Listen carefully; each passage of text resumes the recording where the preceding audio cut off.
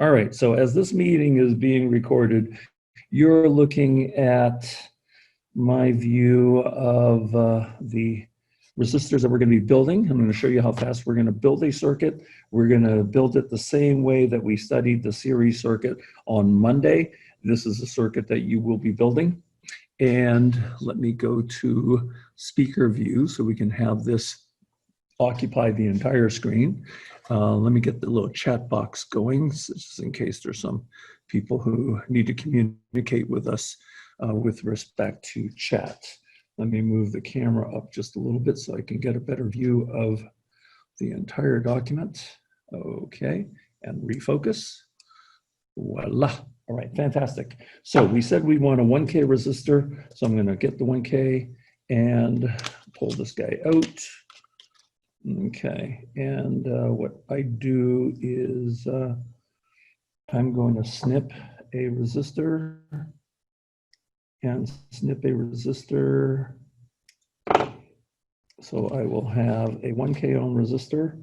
What I'm going to do with the 1K ohm resistor, I'm going to put a bend on it like so. I'm going to put a bend on it like so. And so there's my 1K ohm resistor that is now cut and bent. I'm going to put the rest of the 1K ohm resistors back into the bag immediately so I don't get it mixed up with anything else. There's the 1K ohm. Now I'm going to do the same with the 2K ohm resistor.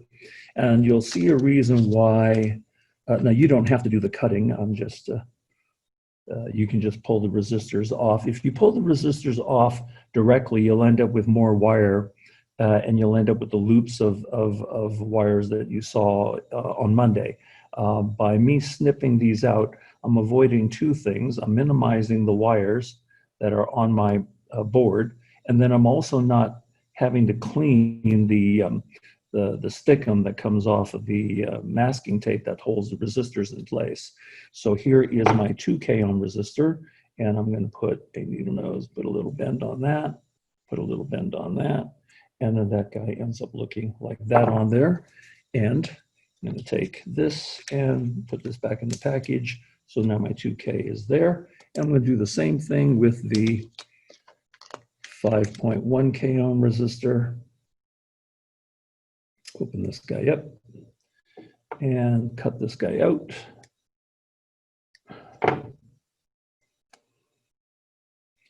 Get my needle nose pliers, give it a turn there, give it a turn there.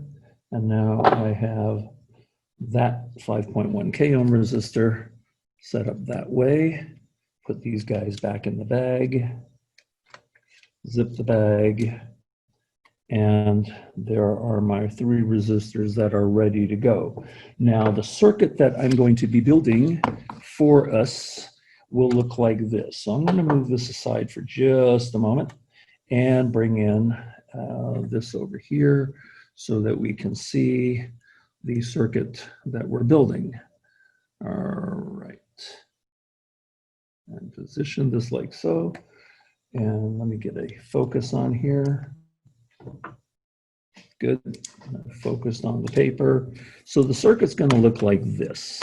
We will have a voltage source. We will have a resistor here. We will have a resistor here. And we will have a resistor here. And they will come together like so. This will be R1, this will be R2, this will be R3. Now, we're going to put the resistors in this order. I'm going to put the 2K ohm over here, put the 1K ohm in the middle, and put the 5.1K ohm on the end. Now, the voltage source we're using is a 5-volt source. So this is my schematic. Now I'm going to build my components the way that it's set up on the schematics. So I'm going to bring my breadboard over here. My 1K, I'm going to start with the 2K ohm resistor. So the 2K ohm resistor, I'm going to set up, let's say, from here to here. So that will go on the board like so. And my 1K ohm resistor And you want to have these built so we can measure currents when we get back into the lab next week. I don't advise you to measure currents until I'm actually able to confirm your circuit builds and your calculations. So what I'm going to do is I'm going to put in little jumper wires for now. So here's a jumper wire, pinch together, put a jumper wire from here to here, grab the next resistor, put the next resistor in place from here to pinch this a little bit. This from here to here, it missed it, here to here. That's good. Put that down. And then get another jumper wire. Just use these little red ones are fine. And put that in place right there. And then get my 5.1 at the end. So here's my 5.1 K ohm resistor. Put this guy from here to here. Okay. And I'm going to need some wires that go to my rails. So I'm going to use, I suspect maybe this guy to go to my positive rail. So this guy will go right here to my positive rail. And then I'm going to need one of these guys to bridge my dip support groove right there. And I'm going to use another one of these guys to connect to the negative rail. So let's see if I can hit that. Yes, I can. All right. So there to there. All right. So this circuit that I've just built on the breadboard with my jumper wires and everything cut down nice and low is a direct corresponding circuit to the illustration of the schematic that I drew. So we happen to have 2K. Helps if I move this over one more. There we go. So we have the 2K ohm jumper wire to the 1K ohm jumper wire to the 5.1 K ohm jumper wire all the way down to here. Now, you happen to have an ohmmeter, so my recommendation is after you go to build this guy, let's go ahead with the ohmmeter and double check. Let's go ahead and double check with the multimeter the measurements. So I'm going to put those guys away, put my resistors away. So go to set the dial to omega, and the largest of these is 5K, so I don't want to stay in the 2K ohm range. Where should I go? I should go to 20K ohms, a scale that's just above this guy. So 20K ohms would be appropriate for measuring the 5.1 kilo ohm resistor. And remember, we want to pull the caps off, make sure they don't go too far away. And let's go ahead and let's do a continuity test first. Continuity test is right here, and it allows us to make sure that the leads are working, the meter's working, and hear that sound? So if I have continuity, it should make a beeping sound, which is what it's doing right now when I touch these two leads together, okay, in the continuity mode. That means my leads are ready to go, the machine's ready to go. So I will go ahead and select, let's go start with 2K ohms because I'm going to measure this guy first. And let's see if we can do that. It doesn't matter which side of the resistor we're on. And it is measuring really 1.626. Let's pull this guy off. There we go. Okay, so I have 1.982, and the measuring technique is I'm going to use the standard probes, and I'm going to use the stabbing technique. I'm not going to come over here and kind of touch lightly on the side. What I'm going to do is as vertically as possible, take my probe and push down here. right where the wire attaches to the board. Take my probe and push it right down where the wire attaches to the board and give it a little bit of pressure, and mine measures at 1.982 kilo ohms. So I will go ahead and write that value down now and record that as a measurement, 1.982 kilo ohms. I'm going to do the same measurement here on the 1 kilo ohm resistor. Right there and there. Pinch, go down hard. And interesting, if you take a look at the display, your meter shows a maximum of 2 kilo. Your display doesn't even show 1 kilo. What does it show you? It shows you 0.992 kilo ohms. If it shows you 0.992 kilo ohms, that is 992 ohms. And that's the value you write down. 992 ohms. And then the last one, since it's 5.1, I can't measure on a 2K ohm scale. Watch what happens when I try. When I go to measure from here to here, and I'm measuring 5.1 kilo, but my scale is 2 kilo, I've gone beyond the limit of the display. So what I ought to do is change the display from 2 kilo to 20 kilo, and then now restab my resistor, and lo and behold, guess what? I expect something close to 5.1 kilo. I'm getting 5.09 kilo ohms, okay? So I will write that down, 5.09 kilo ohms. All right, so what that means in this and we'll turn off the meter, preserve the battery whenever we're not using the meter, preserve the battery, and probably good to recap these guys so we don't accidentally stab ourselves nor lose the caps. Set that guy aside. So a couple of important things, what we've just done.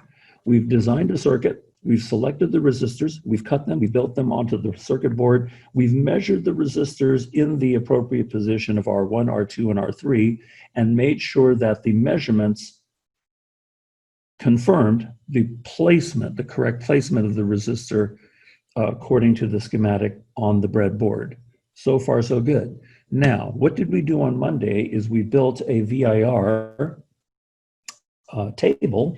And so we're going to do a VIR table on here. So this is very easy to do. Here's a V, here's an I, here's an R, here's a P.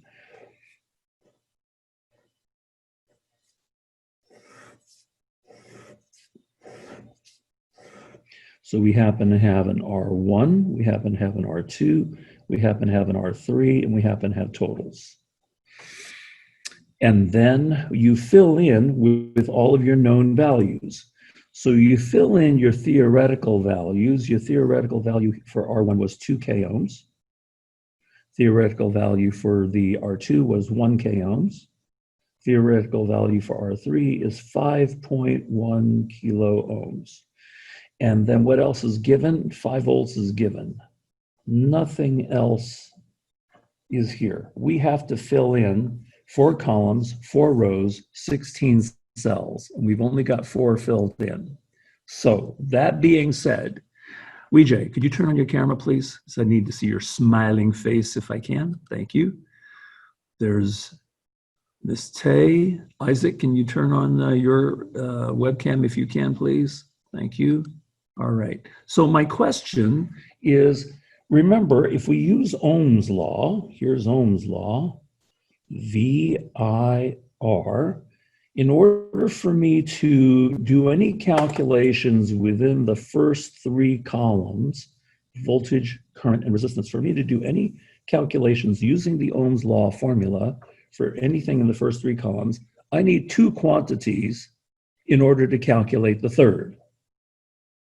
If I look at that first row, I only have 1 quantity. 1 row, second row, only 1 quantity. Third row, only 1 quantity. Fourth row, only 1 quantity. Can I use Ohm's law? Not quite yet. So what do we do to start this exercise of filling in these cells? And we're going to start with the first 3 columns. And have your calculators ready also, because we're going to be doing calculations. I'm going to be calling out on names. So this won't take very long. Vijay, You have a suggestion as to what we're going to be doing? Where should we start? Microphone so we can hear you. Where do you think we should start? What do you suggest? So for this one, I think the current is the same in the, you see, in the circuit. You're right. So current is same in series circuit. Yes, you are correct there. If you find one current, you have found them all. So far, do we have any way of finding that one current? Not with Ohm's law. There's a missing piece of the puzzle. Brad, do you have another suggestion? What do you remember about series circuits that will be able to help us solve what's going on? Where would we start this? How did we start this on Monday? Do you remember, Brad? Turn on your microphone, please. Yeah.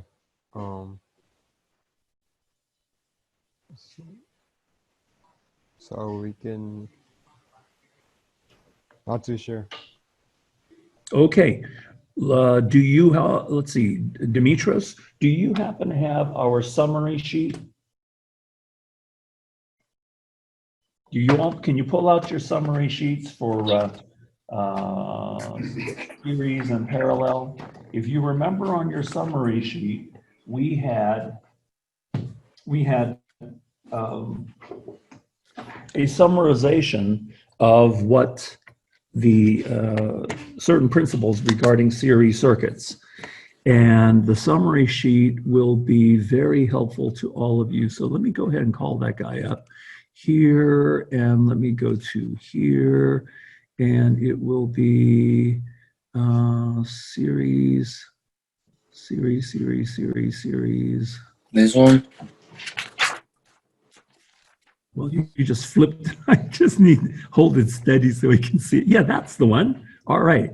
So let me go ahead and find that for the rest of our friends as well. Let's see. 1. Totals.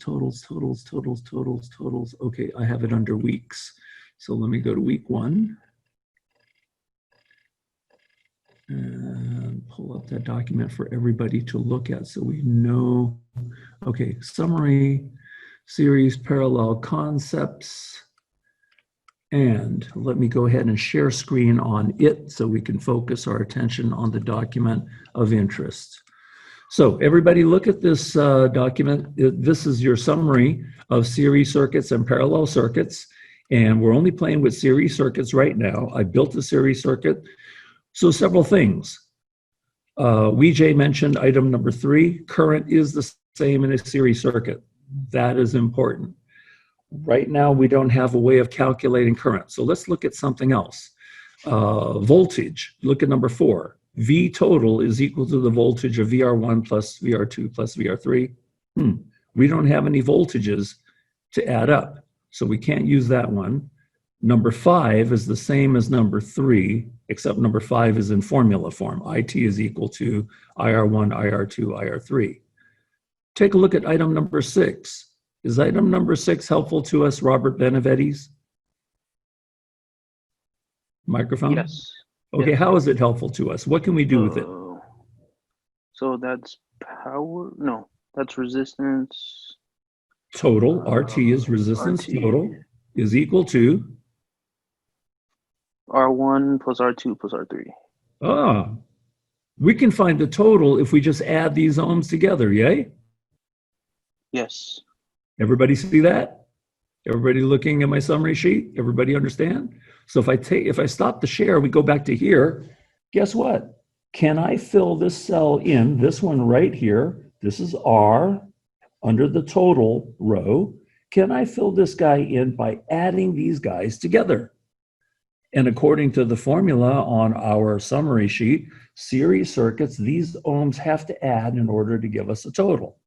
So guess what? Pull this out on your calculator. Actually, it's all going to end up to be kilo ohms. So a kilo is 1,000, right? So 2,000 plus 1,000 plus 5,100. Can somebody give me a total on that? Let's take a look here. Jacqueline, do you have a total for me, please?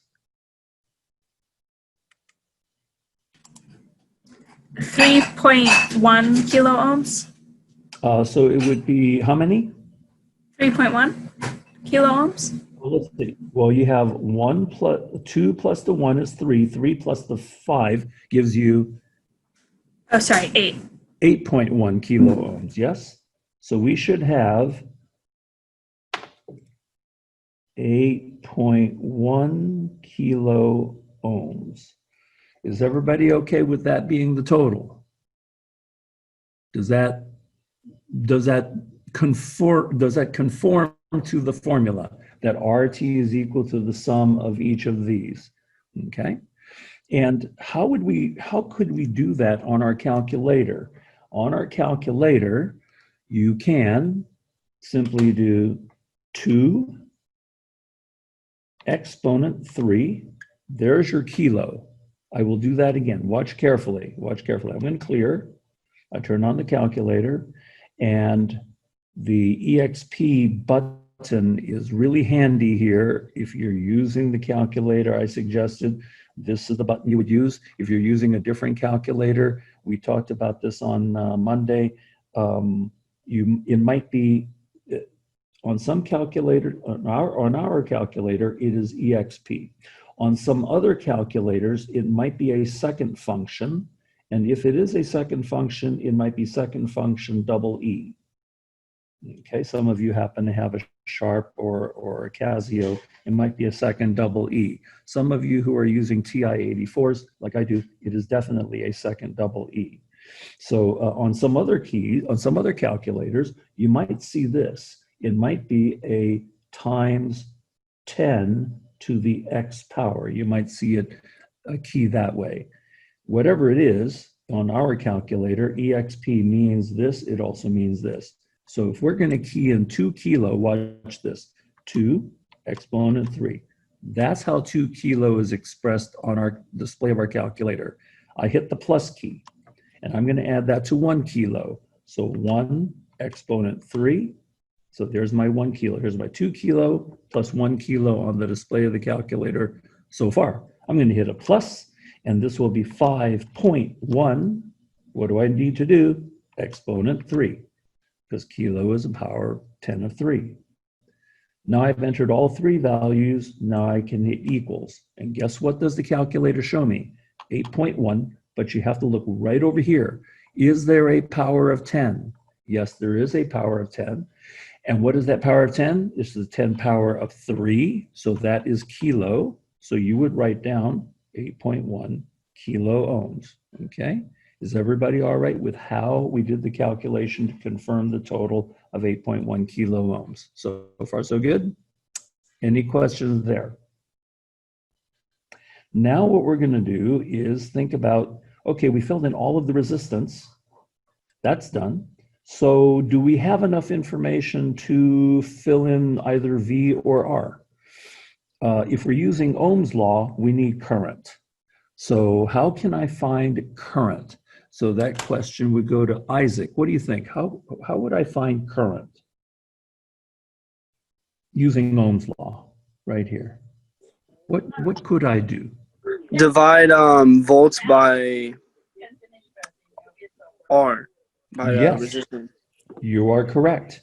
Remember, if we're looking for a current, here's the circle. You put your finger over the I, and what you have left is a V divided by R. On the first row, I don't have a V to divide by R. I can't calculate anything on the first row. On the second row, third row, I can't calculate the current. On the last row, do I have information to calculate current? I have a V and I have an R. So all I have to do is take this V divided by this R.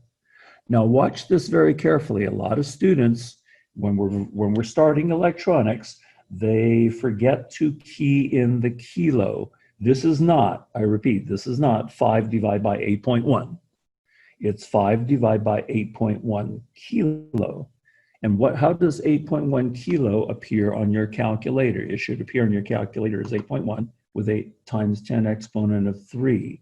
So if I clear this and I start from blank and I take 5 and I want to divide by 8.1 kilo, this is what I do to put this into my calculator. 5 divide. So can I see the 5 and the divide symbol on the display of the calculator? Now I have to put in 8.1 kilo. Watch again how I do this. 8.1. And how do I enter kilo, which is a 10 power of 3? I hit what key? The EXP key, 3. Now I have 5 divided by 8.1 kilo on the display of the calculator. I hit enter. Boom. Do I have a value for current? Yes. Is this the value that I write down from the display of my calculator? No. Why? Because if you take a look at your 10 power of 3, what is my 10 power right now? My 10 power is not any multiple of 3. This is a 10 power negative 4. It's useless to us.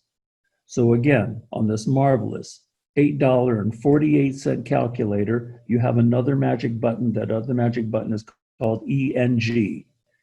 ENG will automatically convert this to the correct engineering format. So watch what happens.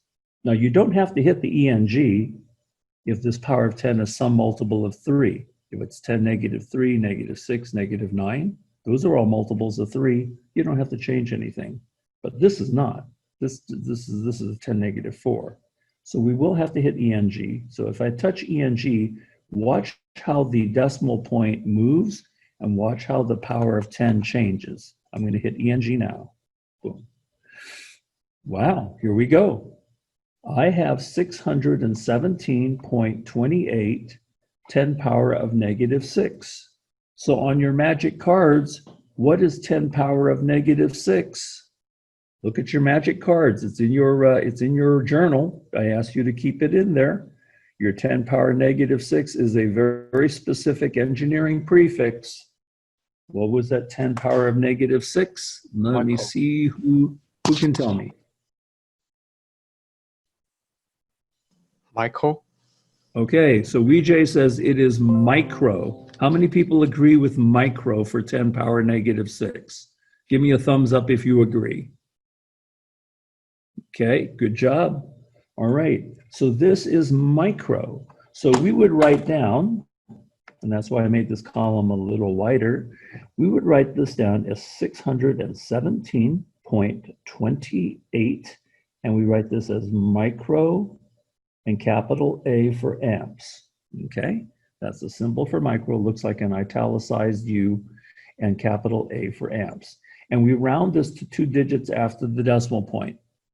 I saw on some of your Ohm's law calculations, oh, by the way, everything that has been submitted so far for week 1 has been completely updated in grades.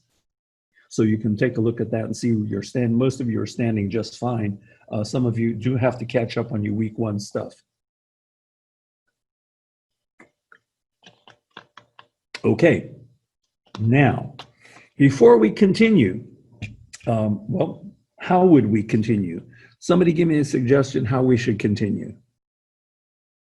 Because we still have 16 cells to fill in. You can fill in the rest of the current column. And that's based on our summary sheet, right? That's based on what our classmate reminded us earlier. If you find one current, it's the same in a series circuit, you can fill in that entire column. I would caution you to do this though. Everybody listen to my caution. We made sure that the R total was 8.1 kilo. If this was miscalculated, if this was wrong and you wrote down a wrong number and you filled it in, you have a whole column of wrong currents, that would be horrible because that means the rest of your calculations would be very challenged, right? So what we ought to do before we go filling in the column, because we want to, we should double check this calculation. It only takes a moment to do this. So watch, I'm going to clear the calculator. Boom, it's completely clear. I'm going to recalculate, and you should do this too. It's good practice for you all. 5 divided by 8.1 exponent 3. Again, don't forget, it's 8.1 exponent 3 for kilo. Hit enter, And when you hit enter, you look at the display of your calculator and say, oh my goodness, I have a 10 power of 4. That does me no good. It is not landing on an engineering prefix, because all engineering prefixes will have a 10 power that is a multiple of 3.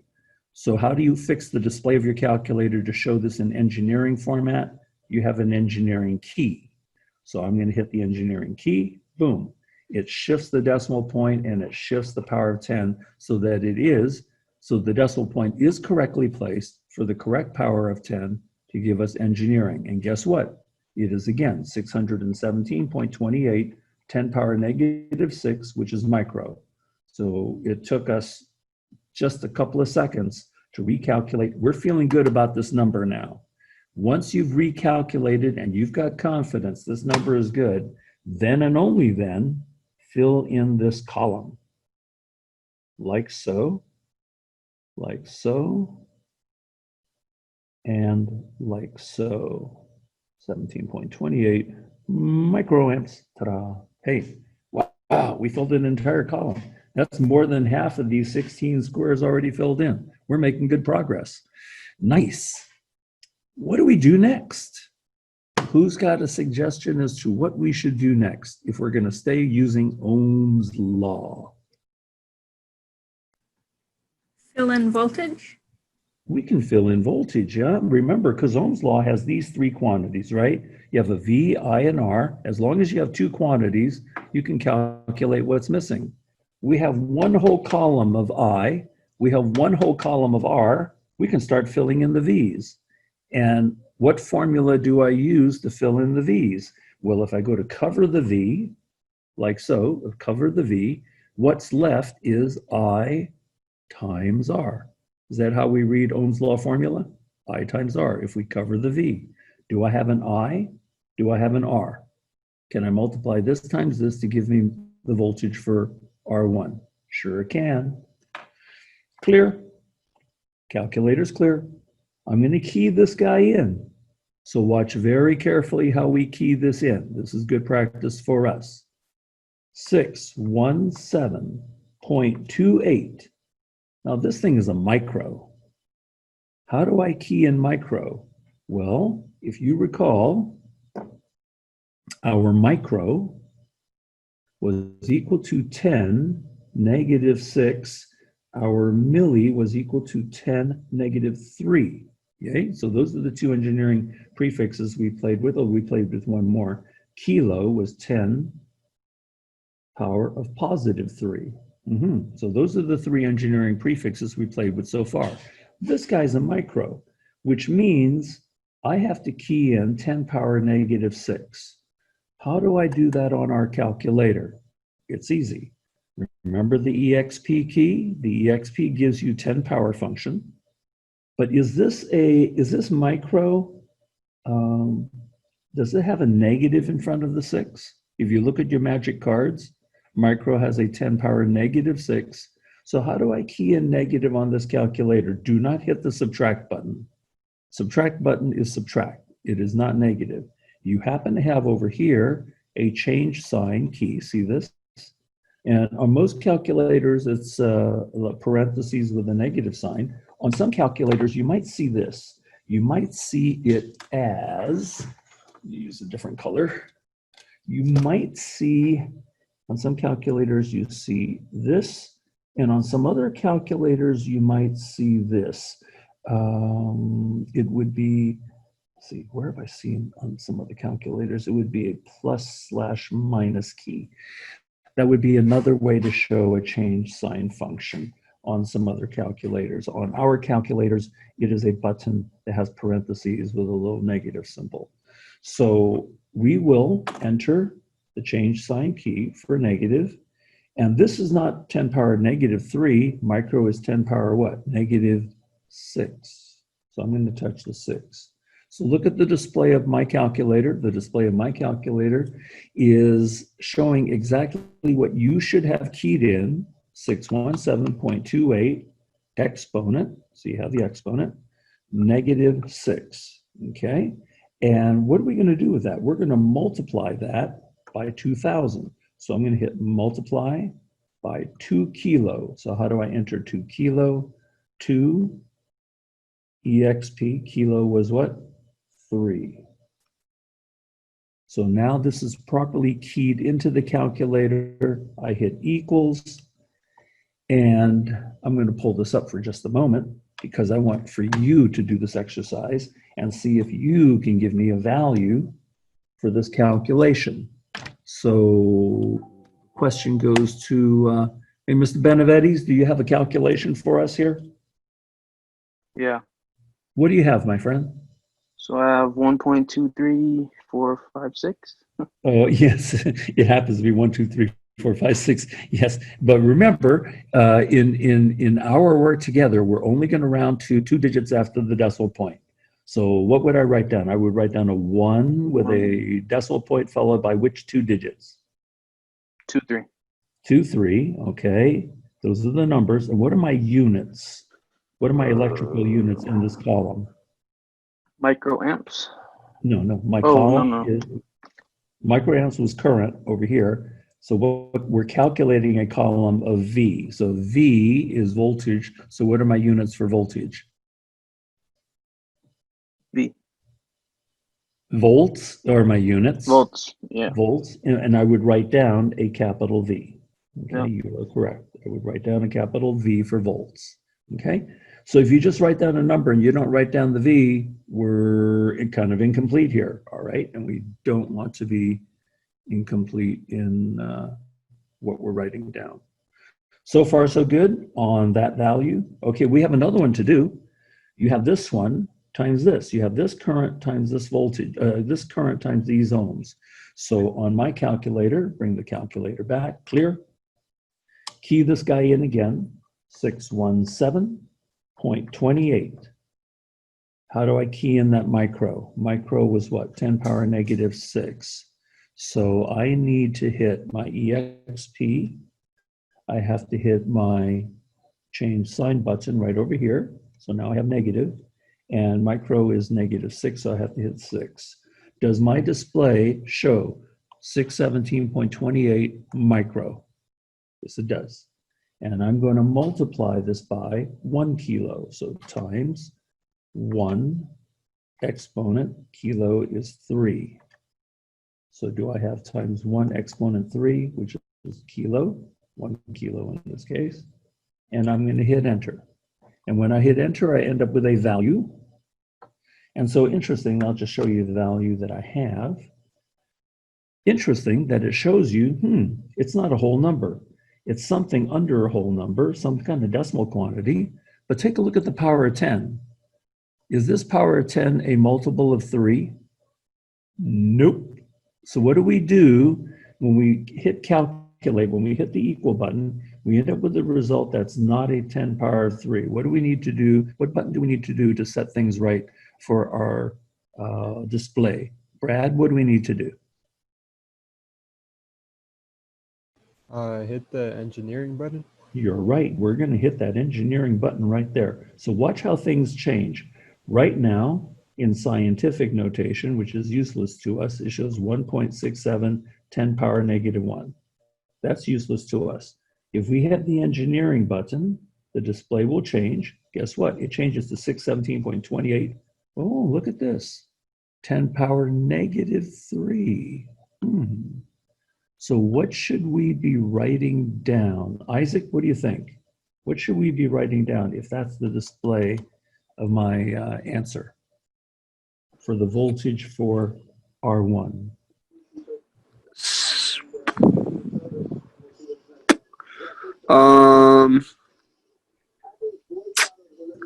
Would it be 6.717? What's the decimal point? The decimal point is here. The decimal point's in the right place. The power of 10 is correct. So it won't be 6 point anything. It'll be 617 point. 617.28 volts. And it will be some kind of volts, but take a look at the power of 10. What power of 10 do we have? Negative 3. Okay, do I have a 10 negative 3 in this little table over here? I can't see that little table. Oops, sorry. I moved, here, move the doot, doot, doot, doot, doot, doot, over here. Oh, it'd be kilo. 10 power negative 3. 617.28 kilovolts. No, would it be kilo? Kilo is positive 3. This is a negative 3. 617.28 volts. Okay, and the Micro. lowercase m is pronounced milli. Millivolts. Okay. Very good. Very, very good. Everybody okay with that calculation and understand why we're writing that down? So far, so good. Okay, we got one more voltage calculation here to do. Let's go ahead and make that calculation. We're going to multiply this current times these ohms. So clear my calculator. I have to key this current back in. 617.28. Micro is exponent negative. Micro is negative 6. So there's my negative 6. There's my 617.28 micro. What I'm going to do, I'm going to multiply that by 5.1 kilo. So it works out to be 5.1. And again, how do I put in kilo? Kilo is going to be a 10 power of what? Positive 3. So I hit EXP 3. There's kilo. And now I'm going to hit enter. And when I hit enter, my powers are fine. It's either going to be 0 or some multiple of 3. So that means I have the answer on the display of my calculator. There is no micro, milli, kilo, nothing, because these are zeros. But what value do I write down on my paper? Remember, we're writing to 2 digits after the decimal point. Vijay, what am I going to write down here? 3.15 volts. 3.15 volts. How many people agree? Because that 8, that third digit makes that 4 round up, okay? So instead of 3.148, the 3.15 is what we're going to write down on our paper. Is everybody okay with these voltages so far? Now, go back to your summary sheet for a moment. You should be looking at your summary sheet. Take a look at item number 8. What does item number 8 say on your summary sheet? And if you don't have your summary sheet handy, let me just share that with you so you can see on mine. What does item number 8 say on my summary sheet? It says what? It says that the largest ohmic resistance will have the largest voltage, yeah? The largest ohmic resistance have the largest voltage. Could we also say that the converse is true? Could we also say that the smallest ohmic resistance will have the smallest voltage? Would that be logical? Okay. So you might add that, you might write that down on your summary sheet. So the largest ohmic resistance will have the largest voltage, but the smallest ohmic resistance will also have the smallest voltage. So I'm going to go stop the share and let's take a look at how our numbers jive on our worksheet so far. Hey, look at this. This has the largest ohms here, yes, 5.1K. Did we calculate the largest voltage? Yes, we did. Which one of these is the smallest ohm, smallest resistance? The 1K. And does the 1K calculate the smallest voltage? It does. So getting these numbers is good, but getting these numbers in the right place, in the right cells, is even more important, all right? There's another thing we can do to double check these numbers. So one double check was to make sure we have proportional distribution. Largest ohms, largest voltage. Smallest ohms, smallest voltage. The in-between value of ohms is the in-between value of voltage. There's another double check that we can do to make sure we're feeling good about these numbers. What else can we do to double check and make sure we're feeling good about these numbers? Who has an idea?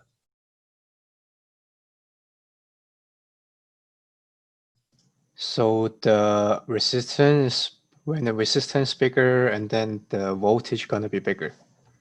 That is correct. Yes, that was the point I was going to make. We're looking for another double check. What else could we do to feel good about these numbers? Yeah, the bigger resistance will get the bigger voltage, smaller resistance will get the smaller voltage. That part is true. Here, let me show you what we would do. Watch carefully. I'm going to go back to our summary sheet. So on our summary sheet, let me do the share. On our summary sheet, could you take a look at line item number 4? Is there a formula for line item number 4? Line item number 4 says what? Voltage total must equal voltage 1 plus voltage across 2 plus the voltage across R3. They better add up. If they don't add up, we got a problem, right? We may have proportional distribution, we might have something that's close, but they have to add up according to our summary sheet. So let's go back to our paper and see if these guys indeed do add up or not. So here we are. Let's go ahead and clear the calculator. And let's just go ahead and add these puppies up. So the first value is 1.23, 1.23. I'm going to hit plus. You should do this too. This is not watch me do the work. You guys should practice doing the work. You guys have calculators. Practice doing the work. All right, so 1.23. The next value I have to add, I'm going to have to hit some kind of engineering here. How do I key this into my calculator? Well, let's put in the numbers first. 617.28. And how do I key in milli? Well, milli was 10 power of what? -3. So how do I key in a 10 power? I key in a 10 power by hitting my EXP key. How do I key in the negative? By hitting my change sign key over here. And now enter the 3. And then now I will add that to the last value of 3.15. So 3.15. Now I have all 3 voltages entered into the calculator. I'm going to hit the plus now. Boom. Do I end up with something really, really close to 5, if not exactly 5? Yes, we do. Because if you look at this answer, isn't this going to round to 5? Doesn't that 7 round the 9, and the 9 rounds this 9, it becomes 5. Why is this not exact? How come it doesn't give us 5 exact? There is a reason why. Anybody understand why? Because we rounded? Because we rounded, yes. If you look at your original answers, your original answer here was not just 1.23. 1.23 is what we wrote down, okay? And the original current was not just 617.28. The original current was many more digits than this. How do we calculate the original current? Again, 5 divided by 8.1 kilo. And look at the display of your calculator, and look at the display of the calculator, and look at what we wrote down. We wrote down 617.28 micro, but wasn't there a whole lot more digits after the 0.28 on your calculator? Yes. So there's some rounding. Because of the rounding we did for current and the rounding we did for voltage, our final answer of 4.997 is spot on. We're happy with that. These guys essentially add up. Are we good with this guy so far? Last thing to do is to do our calculations for power. And I gave you 4 circles for power, but the easiest one to use, and the one most of our friends use, is this guy right here. Power is equal to I times V, okay? That's the most powerful, most popular one. So P is equal to I times V. Do I have an I? Do I have a V? I have the 2 pieces that will allow me to calculate the power, yes? So we're going to go ahead and do that. Now I'm going to call out some names of people, so you guys should be doing this with me. We have this current times this voltage. So clear. And I'll move this up slightly here. And I'm going to key in the current, 617.28. Micro is exponent, -6. So right there on the display, I've got 617.28 micro. And I'm going to multiply that by our calculated voltage of 1.23 times 1.23. Hit enter. Does my power of 10 end up with something other than a multiple of 3? Yeah, it's a 10 negative 4, which we said was useless to us. How do I fix the display? Hit what key? Engineering. Ooh. Now is the power of the power of 10 appropriate? Yes, some kind of multiple of 3. So what do I write down on my answer sheet? The answer sheet, I would write down, Brad, what would I write down based on the display of the calculator I have? 759.25 micro. Everything is perfect so far. And the units of power, or what are the units of power? Microwatts. Watts. And what's the symbol for watts? What's the symbol for watts? Everybody, it is a capital W. Okay? So very well done. That is correct. 759.25 microwatts, called out correctly. Now we have another one to do. Clear? We have to do this current times this voltage. They look almost the same, except one is a micro and one is a milli. So don't mix them up. So I'm going to key in the current first. So 617.28 micro is exponent negative 6 times. So now I have 617.28 micro. Now I'm going to multiply by 617.28 milli. 617.28. And milli is 10 power negative 3. So exponent negative 3. And when I go to hit equals, again, I end up with some 10 power, something other than multiple of 3. What do? Hit engineering. And what do we call this out to be? Is 381.03 microwatts. And then another one to do here, clear, 617.28 micro is exponent negative 6. So right there is my 617.28 micro, which is this guy, and I'm going to multiply it by 3.15. So times 3.15. And the calculated result, you get what value? Go back to Brad. Oh, no, you answered one. Vijay, do you have this value for me? Not ready yet. Okay, I happen to have it. So as we read this, we would write down 1.94, and that's a 10 power negative 3. It's not going to be a micro. 10 power negative 3, we wrote earlier, was going to be milli. So this is going to be milliwatts. There we go. All right, one more to do. This one down here. So I will take 617.28 exponent negative 6 for micro. So there's my 617.28 micro. And I'm going to multiply it times 5. So times 5. Boom. And it is a multiple of 3 for my power. And that's a negative 3, so some kind of milli. 3 point, how would I read this particular guy, Jacqueline? Ms. Tay, what do we have here? How would you read my display to write down the answer? 3.09 milliwatts. 3.09 milliwatts. Is everybody in agreement? That's how we round. That 6 rounds that 0.08 to become a 0.09. Okay? And we're always rounding to 2 digits after the decimal point.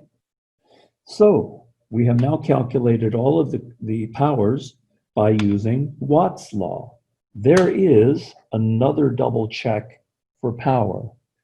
The remaining double check at the end of it all is we should be able to add this plus this to give us the total.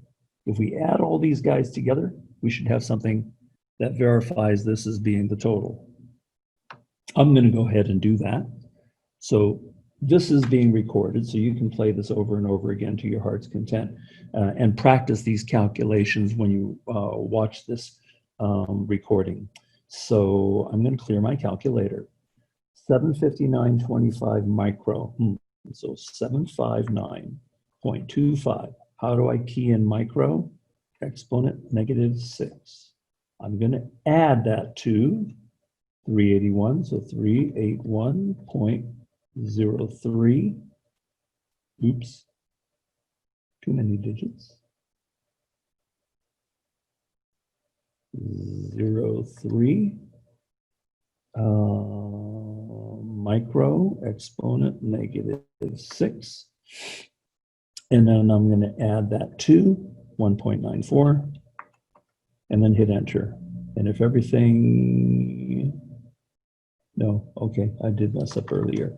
Recalculate 759.25 exponent -6 plus 381.03 exponent -6 plus 1.94. Now that should give us, oh, silly me, it's 1.94 milli. I'm doing what I'm asking my students not to do. Of course, you know I'm dyslexic, right? I have an excuse. All right, so there's my 759.25 microwatts, and I'm going to add that to 381.03 exponent -6 microwatts, and I'm going to add that to 1.94. I forgot to put in milli. That was where I goofed up earlier. So exponent -3 for milli, and now everything should add up beautifully. Guess what? Do we end up with something very close to 3.09 milli? We end up with 3.08 milli. If you're off by 1/100th of a decimal point after all of this rounding, we're pretty happy. We'll accept that. So this analysis on paper is done. We are done with the analysis on paper. Now, what we're going to do is the same VIR in measurements. So we'll only do VIR measurements because we don't have a watt meter. So R1, R2, R1, R3 totals, okay, here. And earlier, I did measure the values of these resistors as I was building. So the measured value for the first resistor was 1.982 kilo ohms. The second one was 992 ohms. Last one, 5.09 kilo ohms. Those were the measurements from before. Now I have the circuit. I'm going to pop this guy in. Woohoo! All right. See the board okay? All right. Now, so multimeter. Here we go. And we're going to measure these voltages to see if the voltages jive with our calculations. So here's our calculations. We expect 1.23 volts across the first resistor. And let's go ahead and confirm if we have 1.23 volts across the first resistor. So what I'm going to do is turn this guy on, confirm that I have 5 volts that's being presented to the circuit. Could you mute your microphones, please? Yes, because I need for you to see just this screen. So as we look at just this screen, and here's the multimeter, I'm going to set the multimeter to move this over here and do this. Do this. Cool. All right. Turn the multimeter on to voltage. Remember, go always one scale above your maximum voltage. So if I'm trying to confirm 5, I'm not going to be able to measure it at 2. So I go to the 5, go to the 20 volt position. And when I go to confirm my voltage, I will go ahead and stab right here and stab right here, because those are my rails. Guess what? My voltage works out to be what? 4.98 volts, yeah? And you'll find your power supplies might be 5.01. You might find your voltages might be 4.99, something very close. So I have 4.98.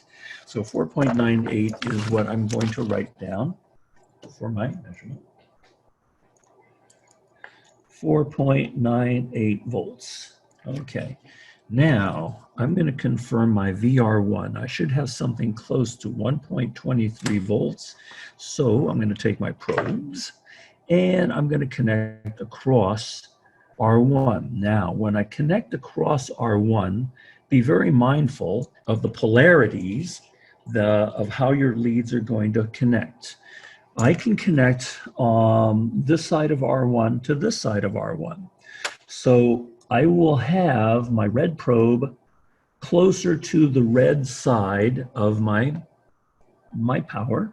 So watch this. This guy goes over here on this side of the resistor. This guy goes over here on this side of the resistor. I hope to get something close to 1.23. What does my meter show me?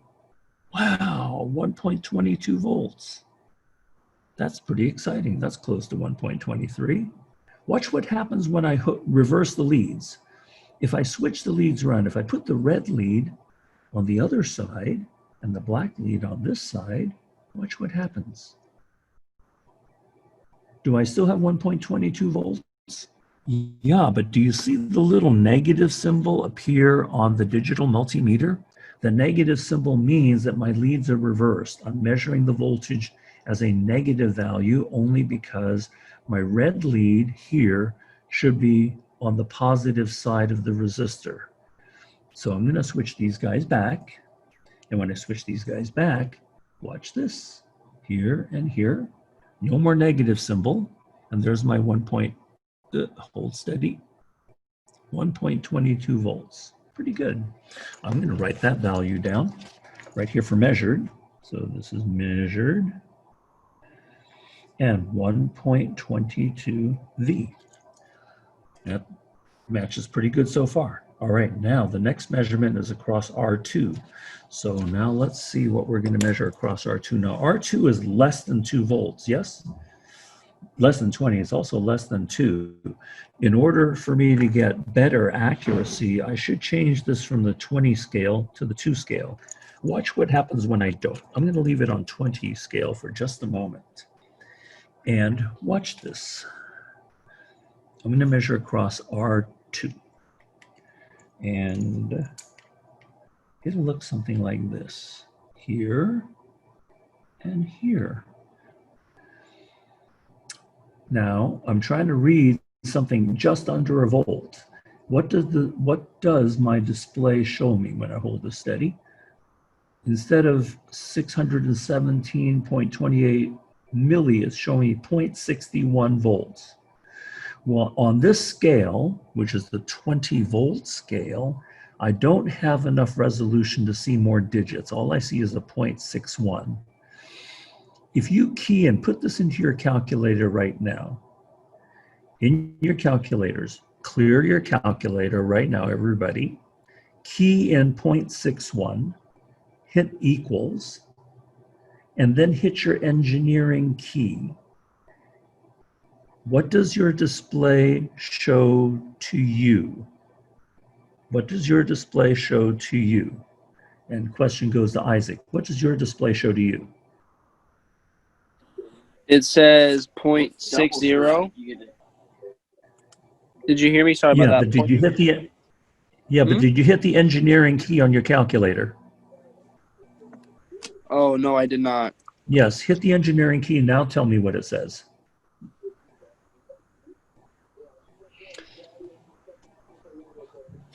I'm a little bit stumped for the math part of it.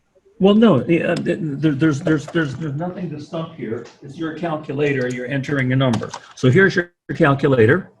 Yep. And I've asked everybody to key in 0.61. So there's 0.61. That's what I asked everybody to do. And are you using the same calculator as I've recommended, Isaac? Yeah. Okay. Well, if you've entered 0.61, as I've asked you to, and you hit equals, and it shows you some kind of scientific notation, hit the engineering key. And then tell me what your calculator shows. That's all I'm asking you to do. 610 and -3. 610 and Yes, the but- exponents is, yeah. That's right, 610 with the power of -3. Is that really close to our calculated 617.28 milli? That's pretty Kinda darn close. close. That's pretty close, okay? But close is, what's that saying? Close is only counts in hand grenades and horseshoes, right? So can we get something more accurate on our digital multimeter than 0.61 is the point I'm trying to have everybody feel good about. So watch this.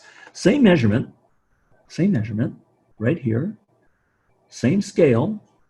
There's my 0.61, right? But if I change my scale from 20 volts to 2 volts, because 2 volts is still above this number, guess what? I'm going to get one more digit of accuracy. Watch what happens now. Stab and measure. Wow. What does my display show me now? 3 digits. I only had 2 digits before. This shows me even more resolution. So everybody, key this decimal into your calculators right now. 0.613. Key it into your calculator, 0.613. Hit equals, and then hit engineering. When you go to do so, could the next student give me an answer? Question goes to Brad. What does your calculator show you? 613. With what power of 10? -3.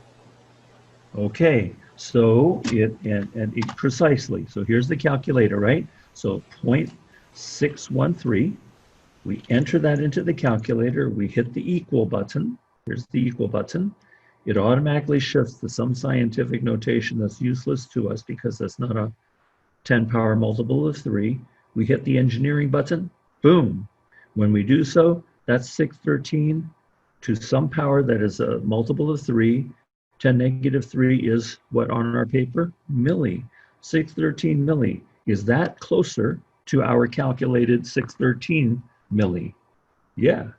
And how did we get that extra digit? By adjusting the scale of the digital multimeter to show one more digit of information. I can now write that value down as 613 millivolts and compare. That is pretty darn close.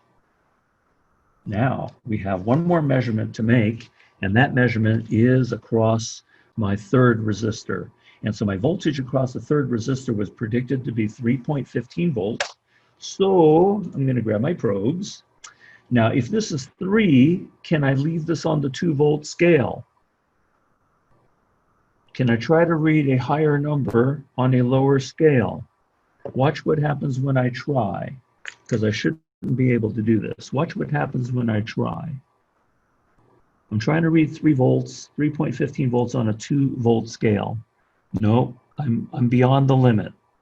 So I have to switch it to the 20-volt scale and make the measurement. How about that?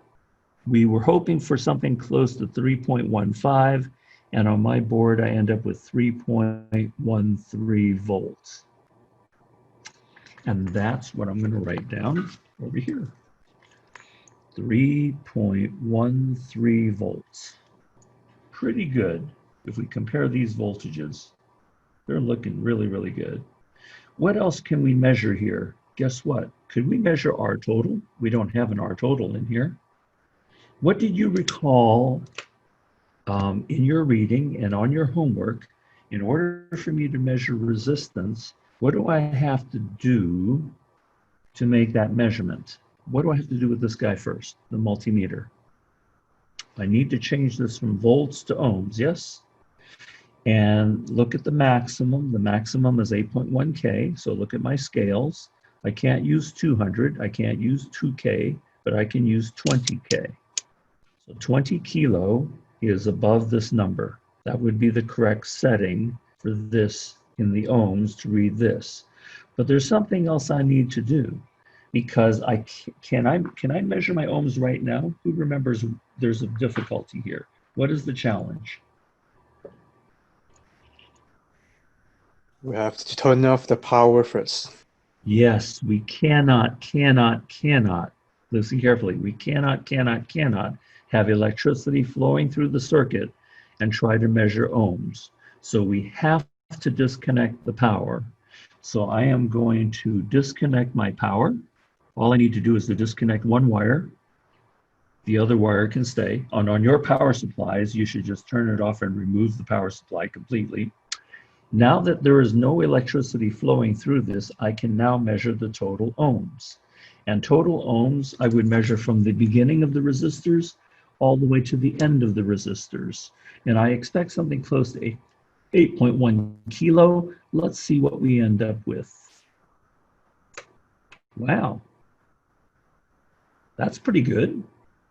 8.0, let me hold it steady, 8.06 kilo. And does it matter if I reverse the leads when I'm measuring resistance? Does it matter if the red lead is on this side if I'm measuring resistance total? No.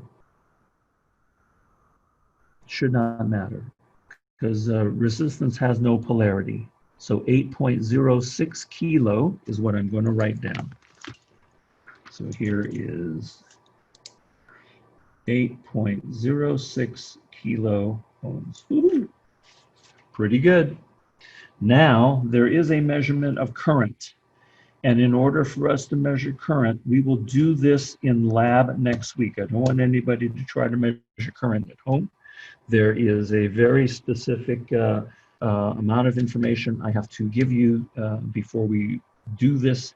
And we have to do this very carefully, because if you don't measure current carefully, if you don't set up your meter correctly, you will damage this and burn out a fuse inside your multimeter, which won't injure the machine per se, but it's tedious for our lab tech Nabil to have to take these guys apart to replace the fuse. So with that, right now, I'm going to switch this guy to the off position. Done with the meter for this exercise at this moment. I am going to recap so this is our week 2 PowerPoint that you want to look at very carefully in order to help you with your exercises this weekend and also in preparation for next Monday. In here were calculations you need to practice. So this is slide number 8, Watt's Law, how to calculate power based on the different formulas. Don't just look at it, pull out your calculator and do it. You need to practice this. And I give you, on slide 9, more practice. And I give you plenty of practice. So do each one of these until you feel comfortable with your proficiency in being able to do these calculations. Then there's engineering notation. We talked about engineering notation. It's the same as metric notation.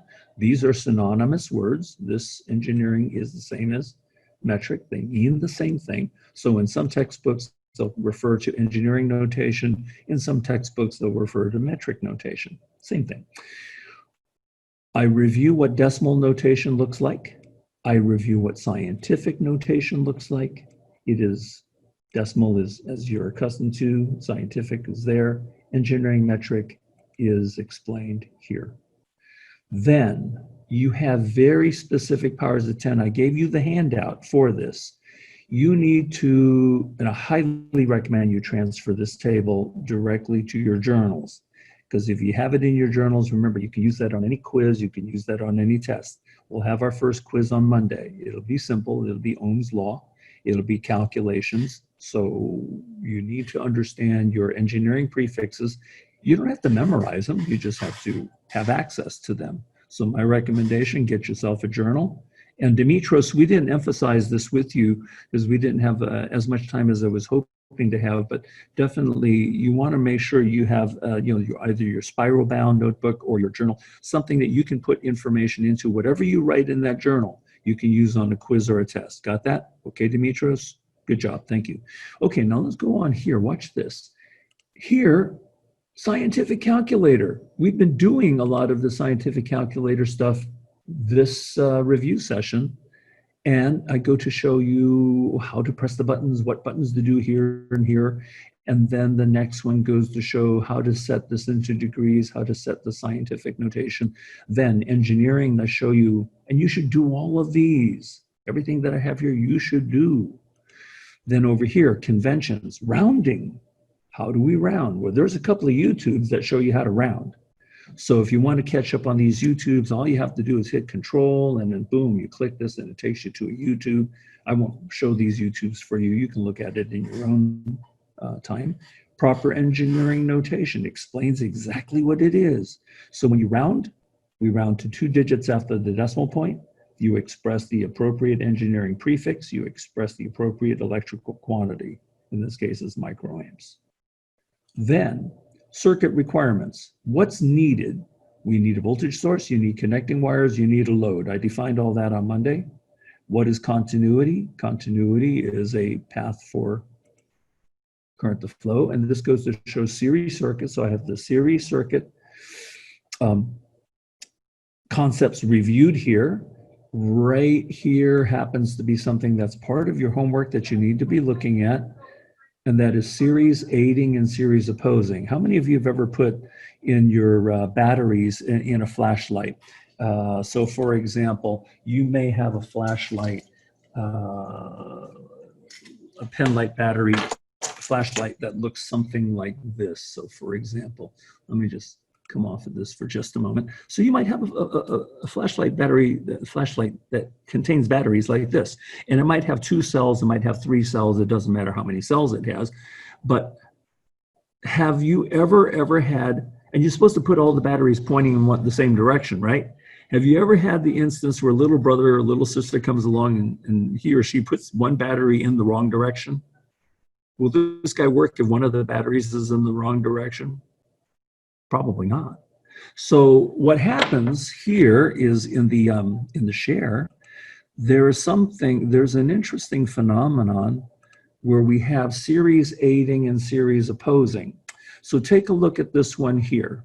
If you take a look at the circuit on the left, voltage source number 1 wants to move electrons from the negative plate. Remember, the short plate is negative.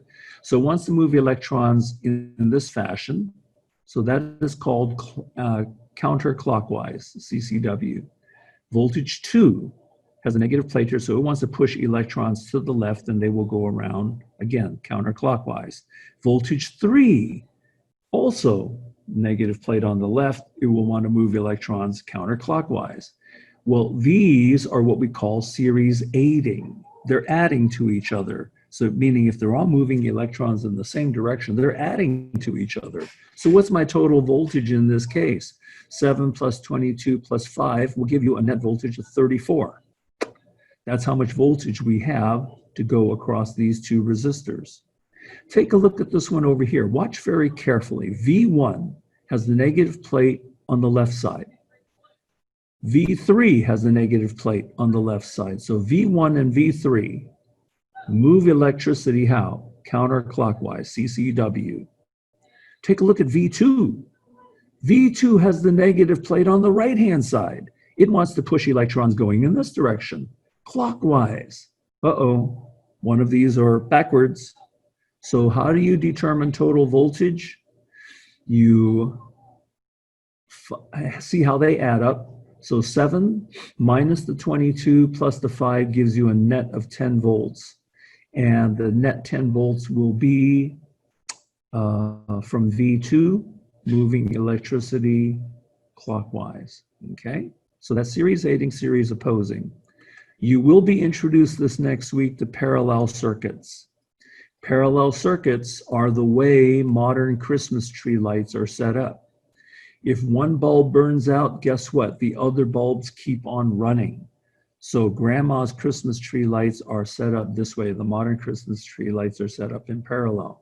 And there are characteristics pertaining to parallel. We'll talk more about that next week, but I want to introduce the concept in week 2. Then we happen to have short circuits. What is a short circuit? There's different kinds of short circuits. They're all fault conditions. And then there's something really horrible called the dead short. Read through that. You also have remaining slides that are very important that will prep you for the lab. We talked about the digital multimeter. We have different kinds. These are all mine. I have too many. When you use the DMM to measure volts, it is a voltmeter. When you measure the DMM to measure current, it's called an ammeter. When you use the DMM to measure resistance, it's called an ohmmeter. So these highlighted in yellow are descriptive of how they're being used. The machine itself is a digital multimeter. It will function to give you a digital display in multiple functions. We talked about voltmeter connections. Read through this carefully. Ammeter connections. Read through this very carefully, because Monday we're going to use the ammeter function, okay? And then ohmmeter function. Read through this carefully. Polarity is not a concern. Resistance is always measured between 2 points. Read all these through. Circuit analysis. We give you one here. We're going to analyze this particular guy. And what's really nice about this particular one is this. I go to show you with multimeters how to confirm this voltage, how to confirm this second voltage, how to confirm the next voltage across the third resistor. Then I also show you how to confirm voltage between multiple points and between multiple points and between multiple points. So what's coming up? What's coming up for week 3, my friends, is this. In week 3, let me find that particular summary. Week 3, week 3, week 3. Do I have a week 3? Maybe I don't have a week 3. Week 4. Scope, homework questions. Okay. Yeah, there's a lot of practice in week 3, but there is, yeah, series parallel. Let's take a look here. Week 3. Week 3. Series parallel. No, that's it. All right, so clear, clear. Okay, you have plenty of things to keep you all very busy between now and then. I will give you some additional supplemental stuff over the course of the weekend. Keep an eye out for Discord. Keep an eye out for things in Canvas, and we will progress towards Monday. So the circuit that I've just built, that I've built, you will be building. You will have this YouTube to be able to follow along and build this circuit and confirm your calculations, confirm your measurements as I have done, but you're going to do it with yours. And we're going to save current for measuring this next week. So any questions for me at this moment? Covered a lot of good ground here. So here, this was what I was looking for. So let me move this over here. Let me make this bigger. And let me share this screen with you. So stop this share. And I want to share this. And here. Everybody see the week 3 lecture notes? Give me a thumbs up if you can see my week 3 lecture notes. Okay, so week 3 lecture notes, I'll make this available to you. Here's some potential quiz questions, test questions. So you want to take a look at those. Parallel circuits are reviewed, more parallel circuit concepts. We will talk about these next week, so don't worry about the parallel. But later on, right down here, is this circuit analysis. read this part of week 3 because this will help you with the current measurements. So from this slide, slide number 9 on down, this goes to show, remember, currents are the same through all parts of a series circuit. And when we go to do this, this goes to show you how the ammeter is set up. And then there are forbidden ammeter connections, what not to do, okay? And circuit analysis, why we put the jumpers in place, because we're going to confirm the measure of current between the resistors on jumper B. And exactly how to hook things up. So week 3 PowerPoint, I will post on Discord ahead of Canvas. So you will have the week 3 PowerPoint within minutes after we're done. So you can start looking at week 3, specifically in the latter half of week 3 on how to set up your current measurements. And you should be doing this with both circuits. So I'll have 2 circuits. You'll have this one, the 100, 200, 300 ohm circuit, and then you'll also have the one we just built. And all these are nice close-ups that show exactly what you need to do for measuring current, okay? Don't do these current measurements at home, because unless I put my extra pair of eyeballs looking at your circuits, making sure everything is set up properly, I want to make sure you don't accidentally burn out the fuse on your multimeter. That would be not good. Okay, okay. So that was the PowerPoint that we will load up shortly. Any other questions that you have? Any questions before we part company? Yeah, I have a question. Please. So is today's lecture also going to be on the quiz for on Monday, or is it just week 1 stuff? No, no, no. Only what we covered in week 1, Okay. 2. Yeah, yeah. All right, sounds It's only good. what stuff that we practiced. Very good question. Yeah. So what do we practice is your stuff that's in your homework sheets. So you got to know your electrical terms. You got to know your powers of 10. You should have a very good feel of series circuits, what happens in series circuits. So just those items, all right? All right. Any other Thank you. questions before we part company? That was a good one. Any other questions that do come up, you know you can reach me through Discord. From this point forward, the grading will be current because everything up through week 1 is completely done. So you want to look at that. If you haven't looked at it prior to class, it was done prior to our class. So we're swinging now. So I will load this up on Discord. You will have it to be able to review. And so with that, my friends, peace. Adios. Let's go back. I got to do Hi, one. Mr. Co. Yes. I was Yes, just saying question. bye.